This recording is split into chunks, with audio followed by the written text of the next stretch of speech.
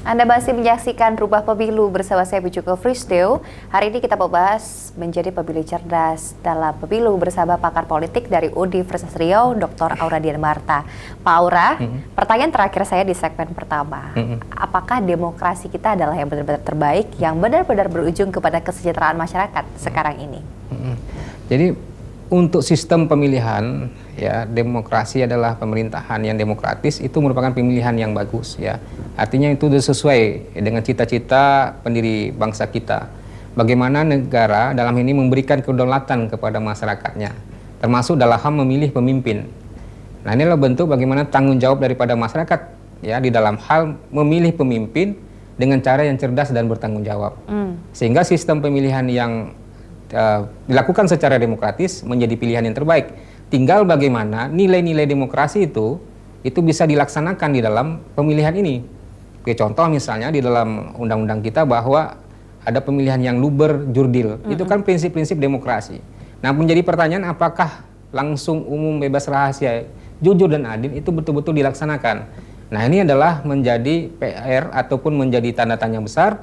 Nah, ini yang akan dikembangkan sehingga proses demokratisasi itu bisa berjalan dengan baik. Tapi sejauh ini lebih banyak pemilih pragmatis apa pemilih rasional di Riau, Pak? Ya, kalau saya lihat di dalam beberapa dan amati, ya, berbagai riset yang telah kami lakukan, pemilih yang di Provinsi Riau itu masih dalam pemilihan yang pragmatis, ya. Dia melihat seberapa dekat, ya, dengan si calon. Belum melihat bagaimana apa yang menjadi gagasan, ide, atau visi daripada kandidat. Nah, ini kan bagaimana karakteristik ciri-ciri dari pemilih yang pragmatis. Dia hanya melihat kedekatan apakah itu berdasarkan suku, ras, ya, dan lain sebagainya. Nah, ini menjadi politik, ya, dalam hal berdemokrasi yang perlu dilakukan terus edukasi kepada masyarakat sehingga bisa lebih memilih rasional. Apakah pemimpin ini benar-benar dibutuhkan oleh masyarakat, bisa menyelesaikan persoalan yang ada di tengah masyarakat. Nah, ini yang perlu dihadirkan di dalam pemilu yang demokratis itu. Anggaplah kita sudah masuk ke kelompok masyarakat yang dominannya adalah pemilih yang rasional, ya, pemilih yang cerdas. Nah, bagaimana kemudian memastikan, Pak, saat janji-janji politik sudah disampaikan oleh kandidat, memastikan bahwasanya ini benar-benar terlaksanakan. Bagaimana proses komunikasi politik, ya, Pak? Ya, untuk ke depan memang janji-janji politik itu mesti tertuang, ya, di dalam rencana pembangunannya. Oke. Ya, jadi 2025 itu sedang disusun bagaimana calon apa itu kepala daerah, ya, atau presiden dengan visi misinya juga harus disesuaikan dengan rencana yang sebelumnya, evaluasi sebelumnya, sehingga di dalam proses pembangunan itu bisa berkesinambungan. Nah, di dalam hal ini perlu yang dilakukan di dalam proses demokrasi kita untuk melihat seberapa jauh janji-janji politik itu dilaksanakan adalah bagaimana masyarakat itu terlibat aktif di dalam proses penyelenggaraan pemerintahan. Nah, jadi jangan ditinggalkan bahwa proses demokrasi itu sampai habis kepada hari H pemungutan suara. Salah besar. Tapi bagaimana mengawal hasil daripada demokrasi kita tadi? Bagaimana mengawal proses pemilu tadi yang dilaksanakan secara langsung, umum, bebas, rahasia? Itu lebih penting, memastikan bahwa janji politik, rencana-rencana yang telah disusun oleh para kandidat yang tertuang dalam rencana pembangunannya itu bisa dikawal, ya. Nah, ini tidak jalan. Kenapa? Karena memang pengawasan yang dilakukan oleh masyarakat terhadap janji politik melalui rencana pembangunan tidak berjalan atau tidak dilaksanakan. Apakah kemudian untuk bisa melakukan pengawasan secara maksimal ini kita harus masuk ke kelompok-kelompok politik praktis, Pak, agar lebih bisa dekat berkomunikasinya? Sebenarnya tidak mesti, ya, tapi komunitas-komunitas ataupun relawan-relawan ataupun organisasi itu menjadi wadah di dalam proses berkomunikasi. Tetapi bagaimana di dalam proses politik pun itu ada jembatan yang bisa kita lakukan. Peran daripada partai politik, ya, kita harus optimalkan. Karena tidak hanya peran partai politik pada saat pemilu, tapi bagaimana melaksanakan pembangunan itu kan partai politik. Ya. Anggota-anggota DPRD, anggota DPR RI itu berasal dari partai politik. Nah, wakil-wakil yang ada di parlemen itu berasal dari partai politik. Nah, ini yang bisa disalurkan aspirasi masyarakat kepada wakil-wakil partai politik itu di parlemen. Nah, sehingga ini bisa dikomunikasikan ya kepada pemerintah, komunikasikan dengan pihak yang berkepentingan, yang berwenang untuk melaksanakan pembangunan itu. Nah, ini adalah bisa dilakukan ya melalui beberapa cara, ya termasuk di dalamnya komunitas-komunitas atau organisasi-organisasi yang menjadi wadah dalam komunikasi politiknya. Itu kan kondisi ideal, Pak. Ya. Tadi kita sepakat bahwa saja hal tersebut belum dilakukan secara maksimal, pengawasan dan lain sebagainya. Lantas apa analisa Anda? Hambatan apa yang dialami proses komunikasi politik antara aktor politik dengan masyarakat kita? Ya, memang dalam ini ada media yang tidak berjalan ataupun jembatan itu yang putus begitu ya. Oke. Artinya antara satu komunikator dan komunikan tidak berjalan, kenapa? Medianya yang tidak tersambung. Nah, medianya apakah dari partai politik ataukah dari pemerintah atau organisasi. Nah, itu yang menjadi pelaksana daripada komunikasi itu sendiri. Nah, oleh karena itu perlu dilakukan ya bagaimana edukasi politik kepada tidak hanya pada masyarakat, juga kepada partai politik ya, bagaimana mereka melaksanakan itu pada saat tidak hanya pemilu, tapi setelah atau pasca pemilu, mereka harus punya tanggung jawab ya, apa yang mereka sampaikan, visi gagasan tadi itu dipastikan betul bahwa mereka lakukan ya, pembangunan yang mereka ini kan, lingkungan yang mereka sampaikan ya, isu-isu lingkungan yang mereka bela kepentingannya, nah itu mereka harus tanamkan atau mereka lakukan di dalam perencanaan pembangunan dan akan direalisasikan. Nah, saya lihat itu medianya yang tersumbat sehingga masyarakat ya dalam hal ini mau kemana? Iya. Nah, terputus antara media dengan pihak itu yang berkepentingan. Sebelum memilih, pesan WhatsApp-nya kayaknya masih dibalas. Setelah terpilih, susah dihubungi. Nah, Pak, lantas apa yang bisa dilakukan oleh masyarakat kita untuk bisa mendorong akuntabilitas, transparansi dalam proses politik kita? Ya, kalau utamanya dalam proses pemilu ini, memang sangat diperlukan pemilu yang transparan dan akuntabel. Kita sudah melewati daftar pemilih ya. Semua masyarakat juga sudah memastikan apakah mereka ikut memilih 2024. Nah, data pemilu itu sangat penting ya untuk transparansi. Kemarin kita juga dihebohkan dengan kebocoran data ya terkait dengan pemilu itu. Nah, ini menjadi proses ya, isu yang besar karena persoalan data. Nah, transparansi data, transparansi nanti dalam hal kampanye, dana kampanye, transparansi dalam hal rekapnya, transparansi dalam pelaporan dan lain sebagainya, itu kan butuh ya bagaimana penyelenggara pemilu dalam hal ini dalam KPU, Bawaslu itu memainkan fungsinya sesuai dengan amanah daripada undang-undang pemilu itu.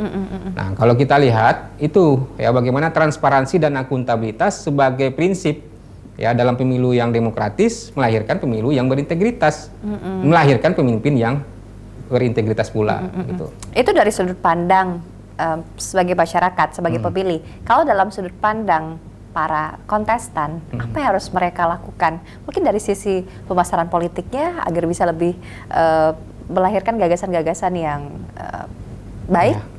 Ya, sekarang dengan era digitalisasi itu sudah mempermudah ya para kontestan di dalam melaksanakan kampanye politiknya.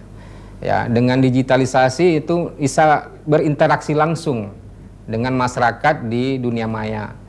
Nah, mereka bisa menyalurkan apa yang menjadi kebutuhan, aspirasi, kemudian apa yang hendak dilakukan 5 tahun ke depan itu bisa disampaikan melalui platform media sosial misalnya. Nah, ini yang bisa dilakukan oleh para kontestan atau kandidat di dalam proses kampanyenya.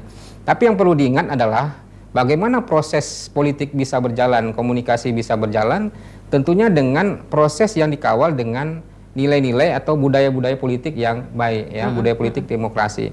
Sehingga masyarakat itu ingin berpartisipasi bukan karena ada iming-iming ya ataukah barang, uang yang disebut money politik, tapi memang berasalkan atas hati nurani mereka untuk memilih nilai-nilai yang mereka bangun ya, apa yang mereka sampaikan kepada masyarakat dengan ide gagasan mereka itu yang berdasarkan itu mereka untuk memilih. Nah, idealnya ya para kontestan itu bisa melakukan hal-hal hal-hal yang sifatnya lebih interaktif ya dengan masyarakat. Ya, selain daripada media sosial, mereka bisa bersentuhan langsung dengan masyarakat, door to door ke masyarakat, mengenali ya bagaimana persoalan yang ada di tengah masyarakat.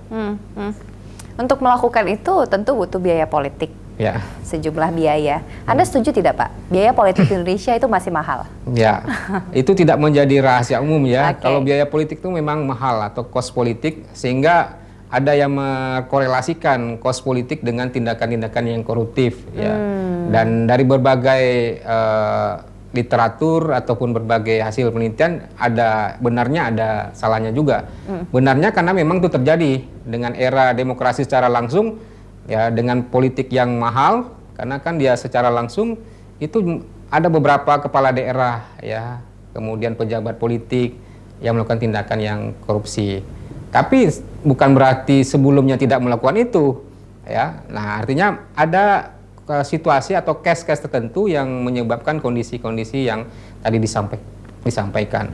Nah, dalam prosesnya adalah bagaimana lahirnya pemimpin yang berkualitas atau berintegritas itu dengan pemilih yang cerdas. Nah, ini yang perlu ditekankan kepada partai politik, kepada penyelenggara pemilu, selalu melakukan edukasi politik kepada masyarakatnya. Gitu. Beberapa medium komunikasi yang mungkin mudah diakses sekarang, media sosial yang mendekatkan kontestan ke konstituennya. Tapi media sosial juga punya kekuatan membangun opini publik yang bisa diarahkan sesuai kepentingan para aktor di belakangnya. Tanggapan Anda soal itu seperti apa, Pak? Ya, istilah buzzer kita sudah kenal ya dari pemilu-pemilu sebelumnya. Jadi ada beberapa mekanisme atau cara metode media sosial ini menjadi pilihan yang alternatif yang paling baik dalam kampanye. Dilihat lagi dari data pemilih kita yang 65% sampai 70% adalah pemilih muda, pemilih pemula tadi. Yang mereka 90% lebih itu menggunakan media sosial. Nah, tentu ini menjadi perang kontestan itu untuk mengambil hati daripada masyarakat pemilih pemula tadi. Nah, sehingga yang terjadi adalah bagaimana proses berkomunikasi melalui media sosial ini menjadi suatu hal yang tidak dapat dipungkiri. Harus ada kreativitas ya daripada kontestan ya di dalam melakukan kampanye politiknya melalui media sosial. Nah, sehingga kreativitas inilah yang menjadi pembeda antara satu kandidat dengan kandidat yang lain, antara partai politik lain dengan partai politik yang satu.